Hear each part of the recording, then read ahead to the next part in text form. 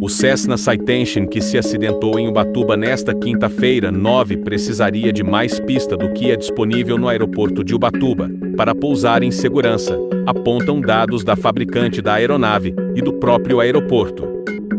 A aeronave, prefixo PRGFS, ultrapassou a pista do aeroporto de Ubatuba, no litoral de São Paulo, e explodiu na praia do Cruzeiro. O piloto morreu, os 4 passageiros, um casal e 2 filhos, foram resgatados com vida.